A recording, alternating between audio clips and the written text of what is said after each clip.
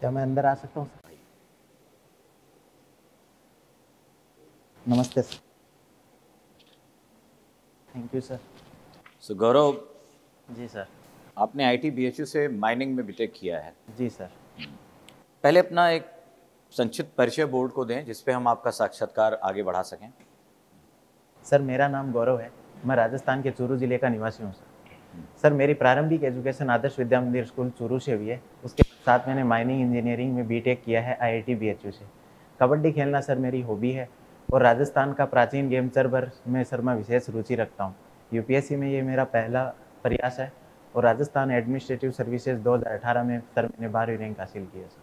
12वीं रैंक हासिल। जी सर। फिर जो यात्रा रही आपकी अभी तक की, जी तो सर। थोड़ा सा जैसे आईआईटी बीएचयू जैसे प्रेस्टिजियस इंस्टीट्यूशन के बाद ऐसा क्या हुआ कि आपने जो एक तरह से स्विच करने की सोची प्रशासनिक सेवा में, टेक्नोक्रेट से आखिर सिविल सर्विसेज क्यों?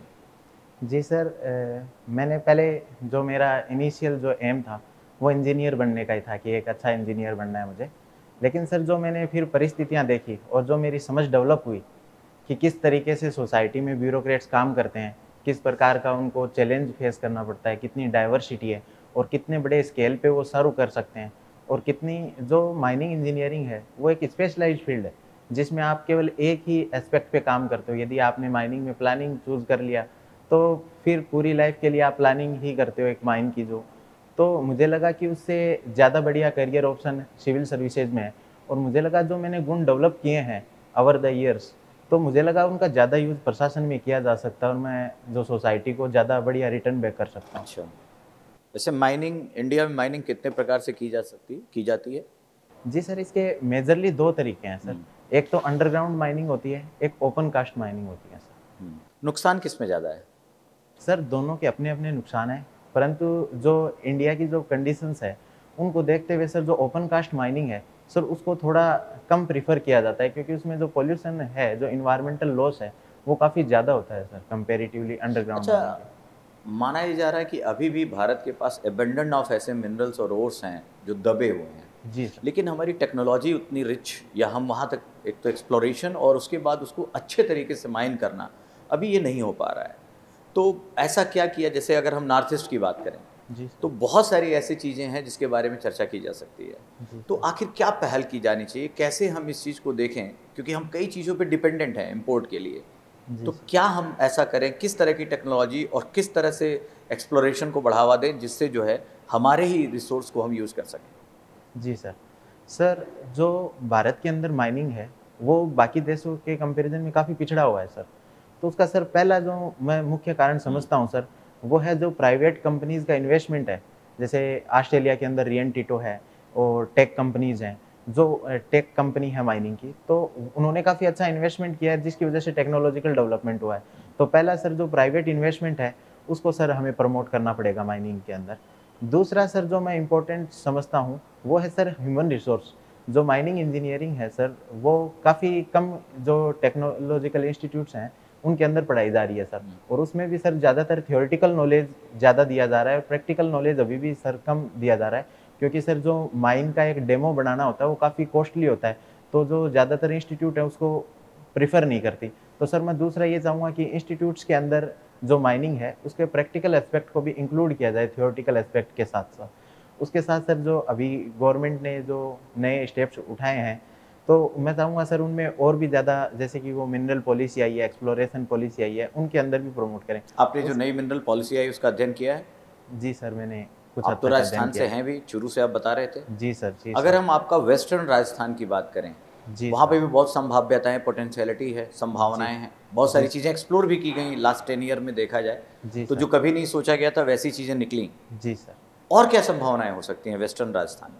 सर जो वेस्टर्न राजस्थान है, उसपे जो अभी जो you latest just explore your the mining knowledge also. जी सर। उसको देख के जो पढ़ा है और जो ज्योग्राफी या जो भी आपने जनरल एबिलिटी के तहत पढ़ा होगा, उन चीज़ों को सोचते हुए बताइए। जी सर। सर राजस्थान का जो वेस्टर्न पार्ट है, जो डेज़र्ट वाला एरिया है, उसमें सबसे इम्पोर्टेंट जो मिनरल अभी मिलने की संभावना है सर, वो है पोटाश का मिनरल, जिसकी ना काफ़ी ज़्यादा रिसर्च की जा रही है जिसके ऊपर। और सर पोटाश इंडिया 100% इम्पोर्ट करता है और फर्टिलाइज़र इंडस्ट्री के लिए वो सबसे इम्पोर्टेंट कंपोनेंट है सर। तो मुझे लगता है कि यदि पोटाश यदि मिलता है राजस्थान में, तो बहुत एक अच्छी बात होगी राजस्थान की इकोनॉमी के लिए। उसके अलावा सर जो दूसरा मिनरल है जो जिप्सम है सर, जिप्सम एक सीमेंट इंडस्ट्री के लिए बहुत इंपॉर्टेंट कंपोनेंट है। तो सर वो जिप्सम की काफ़ी बड़ी लेयर पाई जा रही है जो राजस्थान के, जो वेस्टर्न राजस्थान के अंदर, तो उस पे भी सर प्रमोट किया जा सकता, उसको भी सर यदि रिसर्च प्रमोट अच्छा, किया एक जाए तो। और डायोक्साइड का नाम सुना है आपने? सॉरी सर, मैं अभी नाम नहीं सुन पाया। अच्छा, बड़ी चर्चा में है और आपके राजस्थान से ही है, कोई बात नहीं। जी सर। अभी last to last year north east के एक स्टेट में कोल माइन, जी सर। और वो उसमें बहुत सारे श्रमिक दब के मर गए। तो ऐसे हालात भी, ये तो 70s के डेकेड की बात थी और हम 21 सेंचुरी में भी इस हालात से गुजर रहे हैं। तो क्या हमने कुछ सीखा नहीं? सर इसमें जो कंडीशंस है सर, जो इंडिया में कोल सीम्स हैं, उनकी सर एक जो जियोमॉर्फोलॉजिकल दिक्कत है उसकी वजह से आ रही है सर, कि जो जो कोल सीम है सर वो रेगुलर नहीं है इंडिया के अंदर।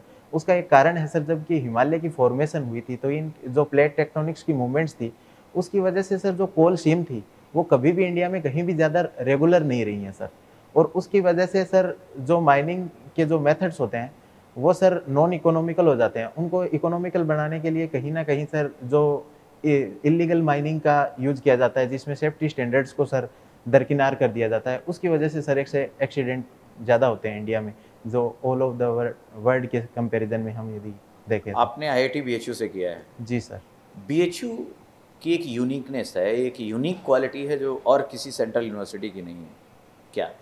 सर ये बीएचयू एशिया की सबसे बड़ी रेजिडेंशियल यूनिवर्सिटी है सर। तो इसमें सर जो मॉडर्न एजुकेशन है उसको सर जो गुरुकुल का जो कंसेप्ट था, अपना प्राचीन कंसेप्ट था, उसके साथ मिक्स करके जो यूनिवर्सिटी का कंसेप्ट आया है और सर कोई वो। एजुकेशन से रिलेटेड? ये तो लार्जेस्ट और वो है, मैं समझ गया। जी सर। दूसरी सर जो बीएचयू की जो विशेष बात है सर, कि यहाँ पे सर सबसे ज़्यादा डिपार्टमेंट्स हैं किसी भी यूनिवर्सिटी के कंपैरिजन में। तो यहाँ पे 158 डिपार्टमेंट्स हैं, जिसमें साइंस, टेक्नोलॉजी। अच्छा, आपको ऐसा नहीं लगता कि बीएचयू, जब हम बात बोलते हैं हिंदू, बनारस हिंदू या काशी हिंदू विश्वविद्यालय, जी तो सर। आपको ऐसा नहीं लगता कि अब एक तरफ हम अपने प्रीएम्बल में लिखते हैं कि हम धर्मनिरपेक्ष सेकुलर हैं, जी सर। और फिर हिंदू, इतनी प्रेस्टिजियस यूनिवर्सिटी इंस्टीट्यूशन में हिंदू शब्द लगा है, 1916 में रेलिवेंट था, लेकिन अब क्या नहीं लगता कि ये काशी हिंदू विश्वविद्यालय, हिंदू विश्वविद्यालय और ये सब शब्दों से खासकर जो रिलीजन बेस को दिखाते हों, इसको हम अब हटा देना चाहिए अमेंडमेंट करके? जी सर। जो मैं इसके फेवर में नहीं हूँ सर। जो बनारस हिंदू विश्वविद्यालय है सर, वो अब एक हेरिटेज का पार्ट बन चुका है, हमारी जो हमारी विरासत बन चुका है। तो सर उसको, सर उसके नाम से वो फेमस है। तो यदि उसमें सर हम किसी भी इंस्टीट्यूट का नाम चेंज करते हैं तो सर फिर वो एक ट्रेंड स्टार्ट हो जाएगा सर। फिर अलीगढ़ मुस्लिम यूनिवर्सिटी का भी नाम के भी लिए बोला जाएगा। कर दिया फिर जो आगे सर जो फॉरेन जो लोग थे उनके नाम पे सर बहुत सारे इंस्टीट्यूट्स का नाम रखा गया है, उनको चेंज करने की भी कवायद चलेगी। और उससे सर, उससे ज़्यादा हमें फोकस करना चाहिए कि एजुकेशन में रिफॉर्म्स कैसे लाए जाएँ। अच्छा, माना जाता है बनारस, चूंकि आप रहे 4 साल 5 साल, जी सर। कहा जाता है 3 पहाड़ों पर बसा हुआ है, त्रिशूल उसीलिए कहा गया। जी सर।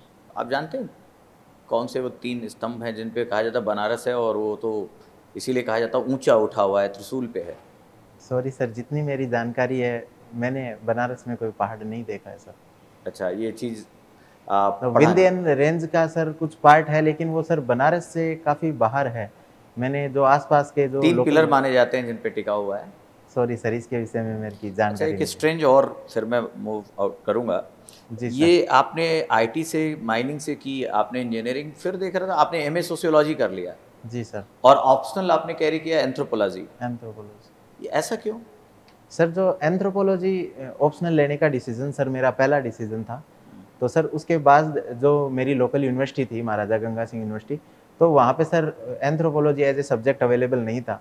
और सोशियोलॉजी काफ़ी सिमिलर है, उसको ट्विन सिस्टर ऑफ एंथ्रोपोलॉजी बोलते हैं सर। तो मैंने सोचा कि जो सोशियोलॉजी का नॉलेज है उससे मेरे एंथ्रोपोलॉजी के जो नॉलेज है वो इनरिच भी हो जाएगा। और मुझे लगा ये तो कहीं सब्जेक्ट और जहाँ एंथ्रोपोलॉजी होता डायरेक्ट आप पढ़ लेते, कहीं और वहीं से करना क्यों ज़रूरी था आपके लिए? सर उस समय जो 2018 थी, उस समय सर मेरे परिवार में मेडिकल कंडीशंस ऐसी थी कि मेरे को घर से ही तैयारी करनी थी मेनली। तो इसलिए सर मैंने जो लोकल यूनिवर्सिटी थी वहीं से एमए करने का। गौरव, जी सर। आपने बोला कि आपका इनिशियल एम था इंजीनियर बनना, जी सर। और फिर बाद में आपका एम चेंज हो गया और अब आप सिविल सर्वेंट बनना चाहते हैं। जी सर। तो इस बात की क्या गारंटी है कि आप सिविल सर्वेंट बनने के बाद फिर आपका एम चेंज हो जाएगा और आप पहले इंजीनियरिंग की डिग्री वेस्ट ही कहूँगा मैं अगर, और फिर सिविल सर्वेंट बनने की जो सीट्स है कि इतनी इंपॉर्टेंट सीट है उसको भी वेस्ट हो जाएगा, इस बात की क्या गारंटी कि आप नहीं करेंगे? जी सर, जो मेरा पहला डिसीजन था कि इंजीनियर बनना है सर, वो मेरा बालावस्था में लिया हुआ डिसीजन था। उस टाइम पे मेरे पास इन्फॉर्मेशन भी नहीं थी और मैं अपने आप को इतना समझदार भी नहीं मानता कि उस समय कि मैं ऐसा डिसीजन ले लेता। लेकिन अभी सर मैं जो मानता हूँ कि मेरे पास सारी ऑल रेलिवेंट इन्फॉर्मेशन है कि किस फील्ड में क्या करियर ऑप्शन है, क्या-क्या करने का मौका मिलता है। तो सर मैंने जो अब डिसीजन लिया है वो सर मैं पूरी लाइफ़ के लिए इसको कंटिन्यू करूँगा सर। आपने ये भी बोला कि ड्यूरिंग योर इंजीनियरिंग डेज आपने कुछ क्वालिटीज़ डेवलप की, कुछ स्किल्स डेवलप की, जिससे आपको महसूस हुआ कि आपकी स्किल्स ज़्यादा सूटेबल हैं सिविल सर्विसेज के लिए। जी सर। तो ऐसी कौन सी क्वालिटीज़ आपने डेवलप की जो ज़्यादा सूटेबल हैं सिविल सर्विसेज के लिए? सर मैंने ग्रेजुएशन किया माइनिंग इंजीनियरिंग में सर। सर जो माइनिंग इंजीनियरिंग है वो सर काफ़ी पैरेलल है एडमिनिस्ट्रेशन के। जिस प्रकार से एडमिनिस्ट्रेशन की पहली स्टेप प्लानिंग की जाती है, हमारे इंजीनियरिंग के जो माइनिंग इंजीनियरिंग है उसके अंदर सबसे पहले प्लानिंग की जाती है। एंटिसिपेट किया जाता है कि फ्यूचर में क्या होगा और उसके लिए अल्टरनेटिव्स निकाले जाते हैं, जो मुझे लगता है प्रशासन में भी काफ़ी ज़्यादा काम आएँगे। उसके अलावा सर जो प्रशासन के सामने आज जो प्रशासन है, उसके सामने सबसे बड़ा चैलेंज है कि एनवायरनमेंट, इकोनॉमी और जो ह्यूमन रिसोर्स है उनको किस तरीके से मैनेज किया जाए। ये सेम जो डायलेमा है वो सर माइनिंग इंजीनियरिंग में भी फेस करनी पड़ती है। किस तरीके से जो ट्राइबल पीपल्स हैं उनको हैंडल किया जाए या जो एनवायरनमेंट को हैंडल किया जाए और साथ में ना इकोनॉमिक प्रोस्पेक्टस भी देखे जाएँ। उसके अलावा सर जो देखें डिज़ास्टर मैनेजमेंट में भी सर प्रशासन का एक इम्पोर्टेंट रोल होता है और माइनिंग इंजीनियरिंग एक ऐसी फील्ड है सर जिसमें हर समय एक डिज़ास्टर मैनेजमेंट के लिए तैयार रहना पड़ता है। तो सर मुझे लगता है कि वो भी मेरे काफ़ी काम आएँगी। जिस प्रकार से सर प्रशासन रूल्स पे चलता है, तो जैसे संविधान है या जो भी अपने अदर एक्ट्स हैं उनके अकॉर्डिंग काम करना पड़ता है। उसी तरीके से सर माइनिंग इंजीनियरिंग में कोल माइन रेगुलेशंस हैं, तो अच्छा, एकदम ठीक है। संविधान जैसा है। तो आपने जो इंजीनियरिंग की है वो की है 2016 में जी सर। और आपने पहला अटेम्प्ट दिया है 2020 में। जी सर। तो 4 साल क्यों नहीं दिया अटेम्प्ट? सर मेरा पहला अटेम्प्ट था, उस समय मेरी एज नहीं हुई थी। ठीक है। तो उसके बाद सर जो मैंने राजस्थान प्रशासनिक सेवाओं में सर पार्टिसिपेट किया था और उसके अलावा सर मेरे घर पे जो मेडिकल कंडीशंस ऐसी हो गई थी कि फैमिली सिचुएशन के कारण सर मुझे वहीं से तैयारी करनी थी। तो इस वजह से सर मैं यूपीएससी पे पूरा फोकस नहीं कर पाया था सर। ओके। अच्छा, एंथ्रोपोलॉजी और सोशियोलॉजी में क्या डिफरेंस है? जी सर। सर जो सोशियोलॉजी है सर, उसमें सर जो मेन फोकस रहता है सर वो सोसाइटी एट ए लार्ज रहती है सर, पूरी सोसाइटी को एज ए यूनिट माना जाता है। और एंथ्रोपोलॉजी में जो फोकस है सर वो ह्यूमन को माना जाता है, एक इंसान के फोकस करके फिर स्टडीज़ की जाती हैं। तो ये सर इनमें मेजर डिफरेंस है। उसके ये मेजर डिफरेंस होने की वजह से इनकी जो मेथड ऑफ स्टडी है, इनका जो रिसर्च मेथड है, इनकी जो जो थ्योरी तो फिर इन दोनों में सिमिलैरिटी क्या है जो आपने कहा कि इसीलिए लिया है मैंने, ट्विन सिस्टर है? जी सर। सर जिस प्रकार से ह्यूमन है तो वो जो अपनी इंस्टीट्यूट्स बनाता है, जैसे सबसे पहले ह्यूमन है तो वो मैरिज करेगा, मैरिज के बाद फैमिली डेवलप होगी, किनशिप डेवलप होगा, उससे सोसाइटी कल्चर डेवलप होगा। ये same to same sir society के अंदर होता है सर। तो एंथ्रोपोलॉजी में सर बॉटम अप अप्रोच है कि इंसान से सोसाइटी की तरफ देखना है। और आपने लिखा हुआ है आईएएस के लिए जो कैडर का आपका चॉइस है जी सर। और जो आईपीएस के लिए वो डिफरेंट है।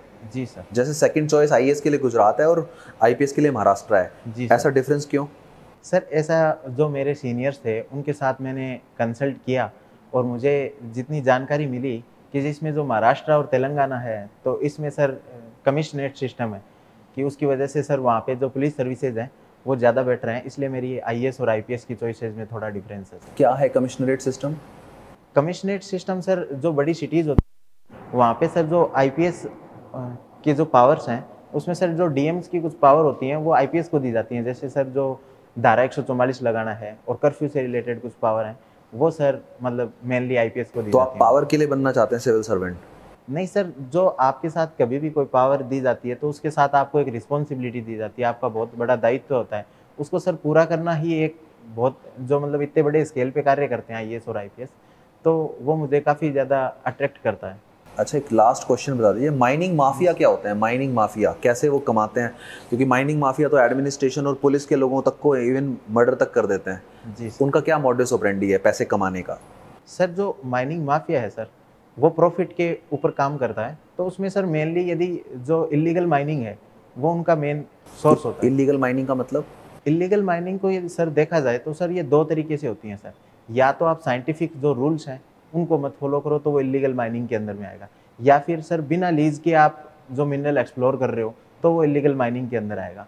तो सर मेनली जब हम साइंटिफिक मेथड्स को फॉलो नहीं करते, बहुत सारी माइंस हैं जो राजस्थान के अंदर देखी जाए, तो सर उसमें किसी भी प्रकार का माइनिंग इंजीनियर को नहीं लिया जाता, किसी भी प्रकार का सेफ्टी स्टैंडर्ड फॉलो नहीं किया जाता। तो उससे सर काफ़ी कॉस्ट बचती है, इनपुट कॉस्ट, और उससे सर उनका सेफ्टी जो उनका प्रॉफिट मार्जिन ज़्यादा होता है, और उसकी वजह से सर माइनिंग माफिया डेवलप हो जाता है। ठीक है, बहुत ही अच्छा sir. Thank you sir. Gaurav ji sir. आप ही बेस्ट पर्सन है सिविल सर्विसेज के लिए, जी सर। हमेशा क्यों माना? सर इसके लिए मैं समझता हूँ सर, जो मेरा डाइवर्स नॉलेज है सर, मैंने जो अभी तक एक्वायर किया है, मैंने सोशियोलॉजी, एंथ्रोपोलॉजी, माइनिंग इंजीनियरिंग, जो फिजिक्स, केमिस्ट्री, मैथ, इन सब का नॉलेज है सर, मैं उसको यूज़ कर पाऊँगा। उसके साथ जो जनरल स्टडीज़ हैं वो मैंने आईएएस के दौरान पढ़ी हैं। उसके अलावा सर मुझे लगता है जो सिविल सर्वेंट के लिए जो बेसिक जो वैल्यूज़ होती हैं, जैसे वस्तुनिष्ठता है और जो सत्यनिष्ठा है, तो सर मुझे लगता है कि मैं उन पे कार्य कर रहा हूँ, और मैंने काफ़ी हद तक उनको अपने अंदर डेवलप भी किया है। तो सर, और उसके अलावा सर मैं यहाँ तक पहुँचा हूँ, तो मैं अपने आप को मानता हूँ कि मैं मेहनती भी हूँ, और मैं सिविल सर्विसेज के लिए जो एप्टीट्यूड ज़रूरत है उस पे भी सर मैं खरा उतरूँगा सर। अच्छा, ऐसा माना गया है कि करप्शन जो है वो सिस्टम का एक पार्ट बन के रह गया है। तो अगर आपसे कहा जाए as a civil servant, as a bureaucrat, कि आप भी इस सिस्टम के पार्ट हैं, तो आप एक्सेप्ट करेंगे? नहीं सर, हमें ये जो अवधारणा है कि करप्शन एक सिस्टम का पार्ट है, तो सर इसमें जो इम्पोर्टेंट रोल प्ले किया है सर मीडिया ने, न्यूज़पेपर ने किया है। तो सर यदि सिविल सर्वेंट है, सभी सिविल सर्वेंट करप्ट नहीं होते। यदि उनमें से कुछ करप्ट होते हैं तो उनको मीडिया में इतना हाईलाइट कर दिया जाता है कि जो बाकी ईमानदारी से और जो अपनी पूरा दायित्व निभा रहे हैं सर, उनको दिखाया नहीं जाता सर। मुझे लगता है कि सर जो प्रशासन का दूसरा एस्पेक्ट है कि वो कितना कार्य करते हैं, कितना दायित्व संभालते हैं, कितने अच्छे डिसीजंस लिए हैं, उनको भी यदि मीडिया दिखाए तो सर इस अवधारणा में थोड़ा चेंज आ सकता है सर। आप स्पोर्ट्स पर्सनैलिटी भी हैं और कबड्डी सर। खेलना पसंद भी करते हैं। जी सर। अभी आप देख रहे होंगे कि टोक्यो ओलंपिक बहुत नज़दीक है, और सर। साथ में जो वर्ल्ड वाइड पैंडेमिक है कोविड, वो भी साथ ही पैरेलली चल रहा है। जी सर। एक तरफ देखा जाए तो जो वो गेम विलेज है वहाँ पर नंबर ऑफ केसेस बढ़ते जा रहे हैं, जबकि दूसरी तरफ जो ओलंपिक कमेटी के जो चेयरमैन हैं उनका कंसर्न है कि जीरो रिस्क है, यहाँ पर कहीं कोई वो नहीं। ऐसे हालात में क्या इस तरह के इवेंट ऑर्गेनाइज करना उचित है? सर जो टोक्यो ओलंपिक करवाया जा रहा है, जिसमें ये विलेज गेम का जो कंसेप्ट दिया, उसमें एक बायो बबल सिक्योर वो बनाना चाह रहे हैं, तो उसमें सर जो रिस्क की संभावनाएं हैं वो काफ़ी हद तक कम है सर। और इस समय सर मैं चाहता हूं कि सर कि टोक्यो ओलंपिक्स होने चाहिए। उसके सर जो मुख्य कारण जो मैं समझता हूं, पहला कारण तो ये है सर कि इस समय जो दुनिया है वो सर काफ़ी साइकोलॉजिकल जो स्ट्रेस से जा रही है सर, कितना नुकसान हुआ है, सभी के फैमिली में कुछ ना कुछ नुकसान हुआ है, तो उनको सर स्पोर्ट्स के थ्रू थोड़ा उनका जो साइकोलॉजिकल डाइवर्जन हो जाएगा। दूसरा सर जिस तरीके से वर्ल्ड है वो रिलेटेड जो समय चल रहा है, जिसमें सर किसी भी प्रकार से समिट्स नहीं हो रही हैं, तो जो कंट्रीज़ हैं उनके बीच में अच्छे रिश्ते नहीं हैं, तो सर स्पोर्ट्स के थ्रू वो भी सर डेवलप, उसके थ्रू जो बाकी जो इकोनॉमिक एक्टिविटी हैं, जैसे सर मीडिया की एक्टिविटी है, स्पोर्ट्स चैनल्स हैं, उनके सर जो काफ़ी लॉस हुआ है पिछले 1-2 साल में, तो वो भी सर जनरेट होगा। तो मुझे लगता है इसलिए सर यदि पूरे बायो सिक्योर करके यदि इवेंट करवाया जाए तो ये काफ़ी अच्छा होगा सर। तो आप अगर आपके कथनानुसार अगर मैं ये कहूँ कि टूरिज्म भी एक इकोनॉमिक सेक्टर का सबसे अच्छा मतलब स्रोत है, और अभी हमारे प्राइम मिनिस्टर साहब ने जो कहा है, खास करके मनाली को देख करके, वहाँ की स्थिति को देख करके, तो कहीं ना कहीं प्रधानमंत्री महोदय गलत थे अपने वक्तव्यों से।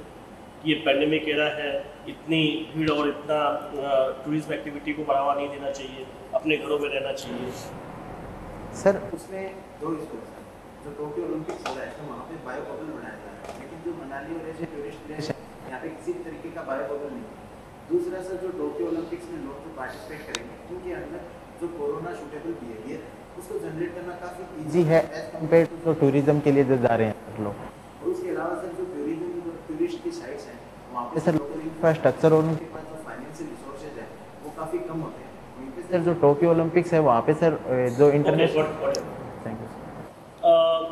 एक हम देखें तो वास्तुशास्त्र में एक कहावत है कि east is better than west and north is better than south. I hope you must have listen this one. Sorry sir, इसके पूरब पश्चिम से अच्छा है, उत्तर दक्षिण से अच्छा है, माना जाता है वास्तुशास्त्र। अगर इसी को हम ज्योग्राफी ऑफ इंडिया में लेकर के चले आए और हम ये कहें आपसे कि इस कथन को आप ज्योग्राफिकल पॉइंट ऑफ व्यू से एक्सप्लेन करिए, समझाइए।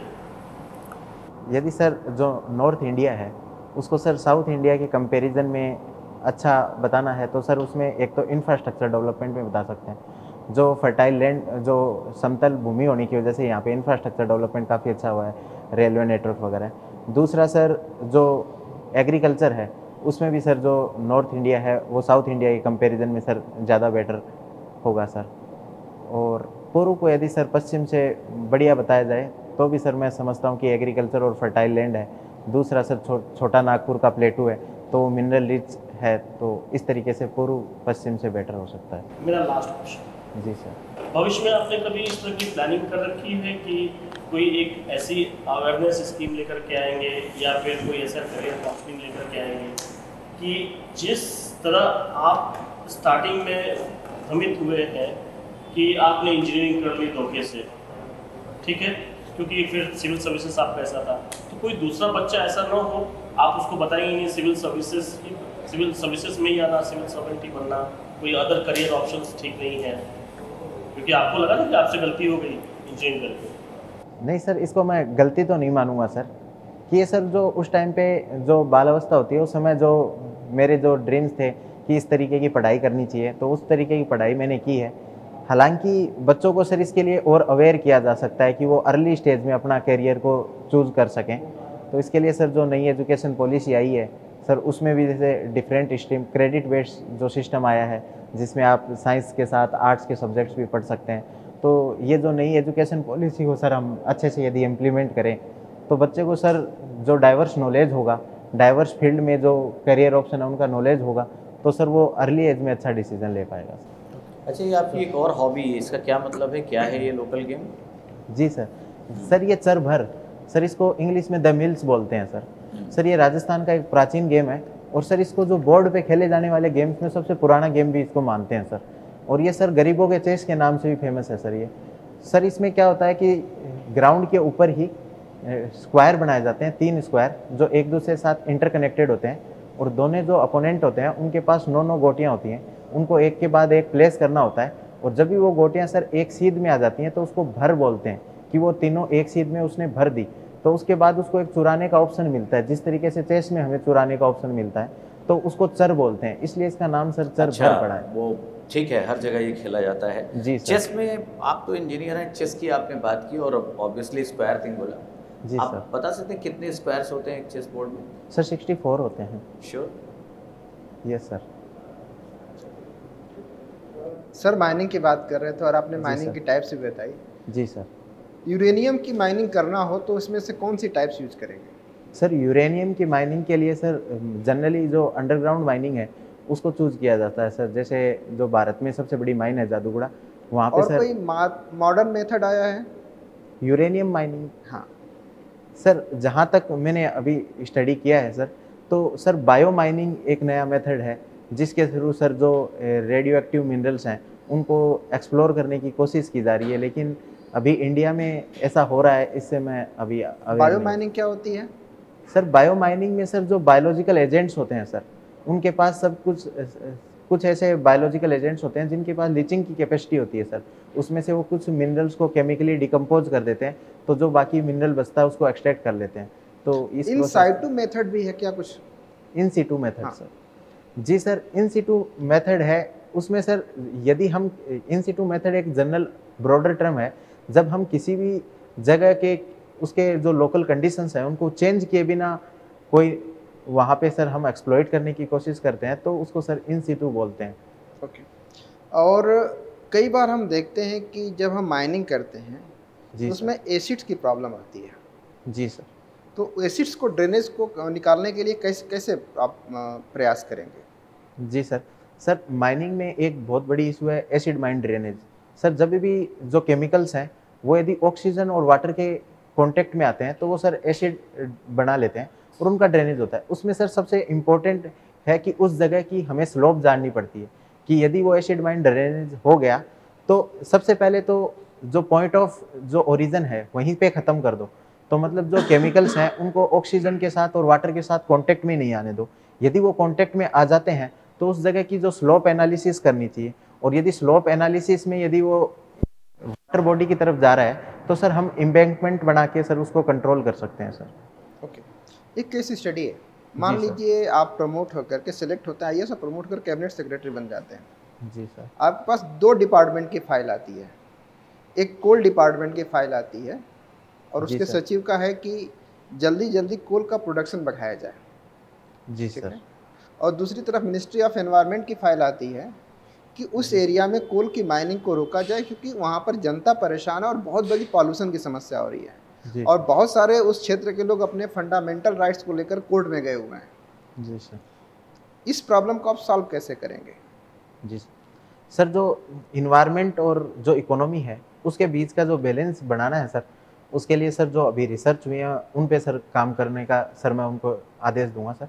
सबसे पहले सर कि किसी भी जगह पे जो माइन ओपन हो रही है उसमें सर इन्वायरमेंट इम्पैक्ट असेसमेंट सबसे पहले करवाया जाए, और उसके साथ यदि आपने बताया है कि फंडामेंटल राइट्स भी प्रभावित हो रहे हैं तो जो सोशल इम्पैक्ट असेसमेंट का जो नया कंसेप्ट आया है सर, मैं चाहूँगा कि सर उसको भी इम्प्लीमेंट किया जाए ताकि जो पता चल सके कि इन्वायरमेंट को कितना लॉस होगा और सोसाइटी को कितना लॉस होगा, और उसके कंपैरिजन में इकोनॉमिक प्रॉफिट इतना है क्या कि यदि उसको इन्वायरमेंट को और सोसाइटी को वापस से रिस्टोर किया जाए।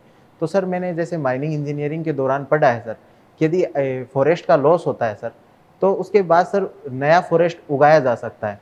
तो उसके लिए सर जो टॉप लेयर है सॉइल की उसको प्रिजर्व करना है।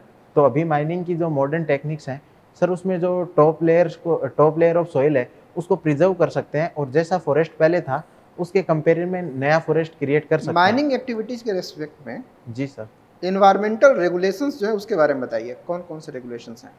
सर इसमें सबसे इम्पोर्टेंट तो इन्वायरमेंट जो प्रोटेक्शन एक्ट है 1986 का वो है सर। उसके अलावा सर जो बायोडाइवर्सिटी एक्ट है 2002 का, उसके अंदर भी सर जो बायोस्फीयर वगैरह डिक्लेयर किए जाते हैं उनमें सर माइनिंग एक्टिविटी को प्रोहिबिट किया जाता है सर। आपने कहा डाइवर्सिफाई नॉलेज आपके पास है, जी सर। और इसी सोशियोलॉजी भी आपने पढ़ा है, एंथ्रोपोलॉजी पढ़ा है, माइनिंग भी आपने की है।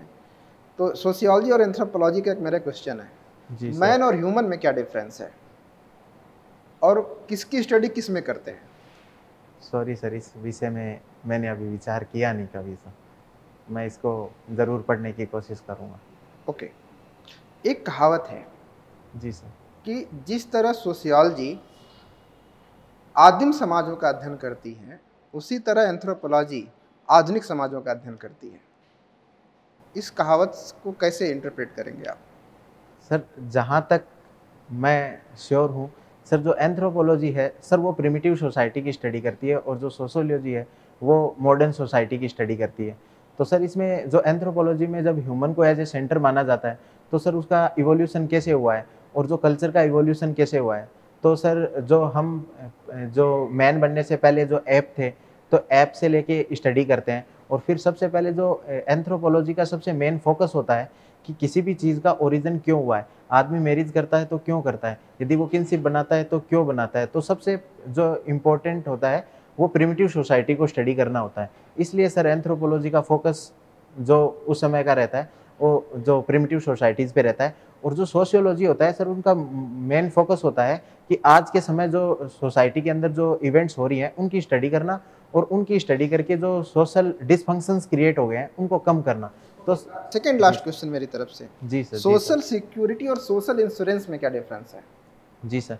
सर जो सोशल इंश्योरेंस है उसके अंदर सर मेनली जो यदि आपको किसी भी प्रकार की इवेंट हो जाती है, आपके साथ अनफॉर्चुनेट इवेंट हो जाती है, तो उसमें सर जो भी आपका इंश्योरेंस करवाया हुआ है तो वो पैसे वगैरह मिलते हैं।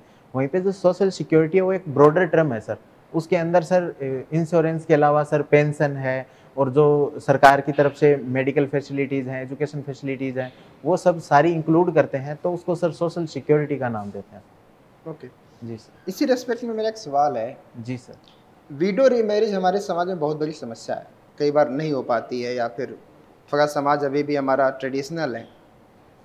ठीक है, एक आदमी है, वह अपनी विधवा पत्नी की बहन से शादी करना चाहता है। समाजशास्त्र के आप छात्र हैं, एंथ्रोपोलॉजी भी आपने पढ़ी है, तो उसको कौन कौन सी चुनौतियों का सामना करना पड़ेगा?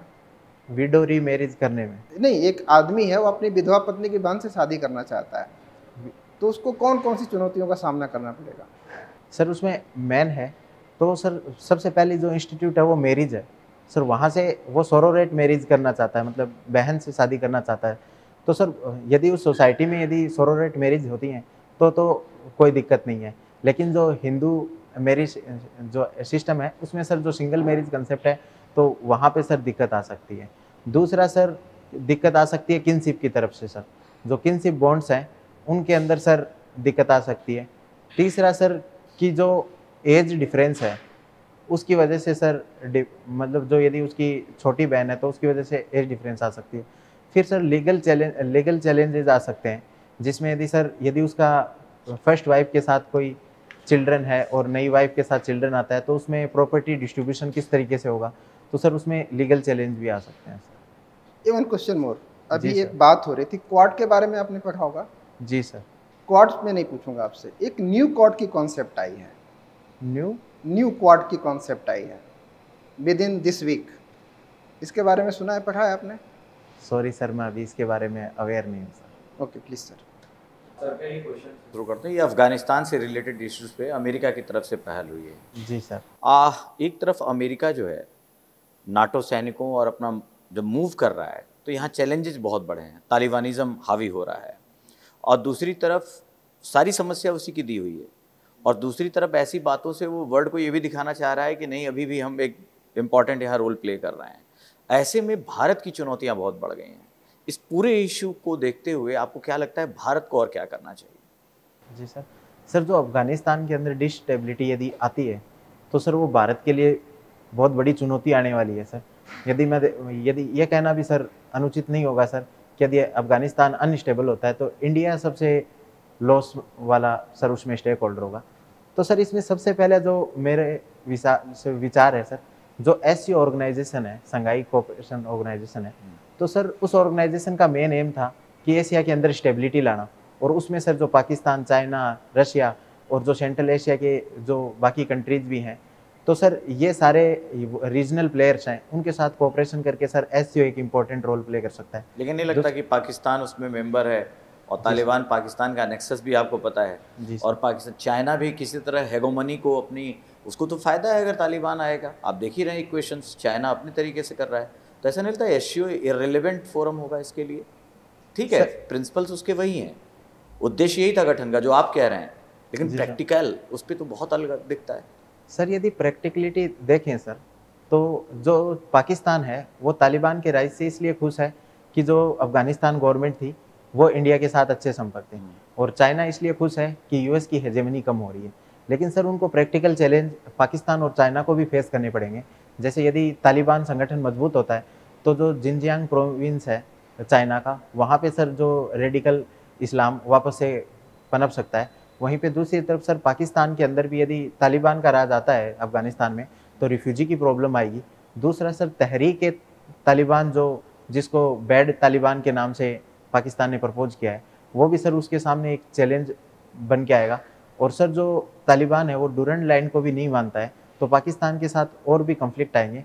तो ऐसा नहीं है कि सर पाकिस्तान और चाइना यदि टेररिज्म, अच्छा, तुम बहुत सारे डिसीजन और बहुत सारी उस पर बातें कर रहे हो और अच्छी मतलब निर्णय वाली बात कर रहे हो। एक और डिस्कोर्स बहुत तेजी से उभरा है, उत्तर प्रदेश गवर्नमेंट ने उसको लागू किया हुआ है, 2 चाइल्ड पॉलिसी।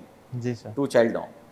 और आज एडिटोरियल में कई पेपर में ऐसे अच्छे अच्छे कॉलमनिस्ट ने लिखा कि ये केवल विचार अवेयरनेस की हम बात करते हैं। हम आपसे पूछेंगे, आप भी कहेंगे सर अवेयरनेस आना चाहिए, सोसाइटी को अडॉप्ट करना चाहिए, पर क्या ये समय नहीं आ गया है जब इतने अच्छे अच्छे डिसीजन लिए जा रहे हैं कि 2 चाइल्ड पॉलिसी को भी लागू कर दी जाए? सर मैं इस डिसीजन के फेवर में नहीं हूँ सर, कि सर जो हमने TFR देखा है, टोटल फर्टिलिटी रेट है सर, वो ऑलरेडी रिड्यूस कर रही है सर। और उसमें सर जो स्टेट हैं जहाँ पे पॉपुलेशन बढ़ रही है, जनसंख्या का बड़ा आकार है और जनसंख्या का बढ़ता आकार है, उनके लिए बीमारू स्टेट पॉलिसी, बीमारू स्टेट के नाम से हम पहले से प्रयास कर रहे हैं सर।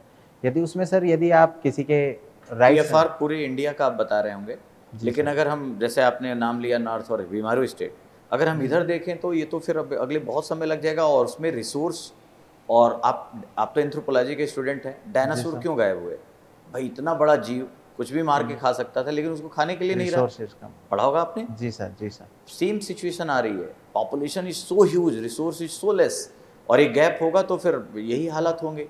तो हम लोग यही बात करते हैं, ये TFR वाली जो बातें हैं वो किताबी ज़्यादा हैं। तो ऐसे में कोई प्रैक्टिकल सोल्यूशन, और अगर आप तुरंत इमीडिएट कुछ समय में लाते हैं, और तुरंत क्या 10 साल लगेगा, 15 साल लगेगा, तब भी हमें बहुत जूझना पड़ेगा 2 चाइल्ड पॉलिसी के बाद भी। लेकिन फिर भी हम यही बात कह रहे हैं कि सब्स्टिट्यूशन है, लेकिन इधर तो अभी नहीं दिखता है नॉर्थ बेल्ट में। सर यदि स्पेसिफिक यदि हम 2 चाइल्ड पॉलिसी लाते हैं, वो पूरी इंडिया पे एक साथ इम्प्लीमेंट होगी, तो जिसमें सर बाकी जगह जहाँ पे वो इशू नहीं है, तो वहाँ पे सर रिसोर्सेज का मिसमैनेजमेंट होगा। तो सर जिस स्टेट में ये दिक्कत है, और मेनली ये सर जो हिंदी बेल्ट है वहीं ये मेन दिक्कत है, जो यूपी, बिहार और मध्य प्रदेश का एरिया है, तो सर इनके लिए एक अलग पॉलिसी बनाई जा सकती है। लेकिन वो पूरे इंडिया के लिए सर वो पॉलिसी इम्प्लीमेंट करना, मुझे लगता है सर रिसोर्सेज का मिसमैनेजमेंट आपने बीमारू का नाम लिया। जी सर। कब तक बीमार रहेगा ये बीमारू? सर जो बीमारू है सर, उसका मेनली हेल्थ इंडिकेटर से ज़्यादा रिलेशन नहीं है, इसका सर जनसंख्या का बड़ा आकार और बढ़ता आकार से इसको कंसेप्ट को दिया गया। सर जो बाकी जो कंसेप्ट हैं, जैसे एजुकेशन, बीमारू का कॉन्सेप्ट किसने दिया और क्या है ये? सर जहाँ तक मुझे ध्यान है 1985 के अंदर सर, जब राजीव गांधी की सरकार थी, तब आशीष बोस जो थे उन्होंने ये कंसेप्ट दिया था, बीमारू का कंसेप्ट दिया था। और उनसे सर मेनली पॉपुलेशन से रिलेटेड ही पूछा गया था कि पॉपुलेशन को कंट्रोल करने के लिए क्या किया जाए। तो उन्होंने उस टाइम पे जो बीमारू स्टेट थे, बिहार है, उत्तर प्रदेश है, मध्य प्रदेश है, राजस्थान है, तो इनके लिए उन्होंने बताया था। और इसमें अब 3 स्टेट अलग से ऐड हो गए हैं, जो उत्तराखंड और झारखंड। वो हटाइए, हाँ बीमारू पे। हाँ। तो सर उनमें मेनली फोकस ये किया गया था कि जहाँ पे जनसंख्या ज़्यादा है और बढ़ भी ज़्यादा स्पीड से रही है, लेकिन उसकी वजह से बाकी इंडिकेटर्स भी खराब होते हैं, जैसे सोशल इंडिकेटर्स हैं, जो हेल्थ के। चलिए last question from the board. जी सर। आपसे भगवान प्रसन्न हो जाते हैं और कहते हैं एक वरदान मांगो, जी जो सर। सब कुछ बदल सकता है। आप जानते हैं एक वरदान अपने लिए कुछ भी बदल सकता है। जी सर। ओनली वन, क्या मांगोगे? सर मैं दुनिया के हर इंसान की सर जो भूख है ना सर, उसको ख़त्म कर दे, चाहे वो सर फिजिकल हो, चाहे साइकोलॉजिकल हो, फाइनेंशियल हो। यदि सर दुनिया की भूख खत्म हो जाएगी सर, तो फिर दुनिया एक you can go now. Thank you sir, thank you.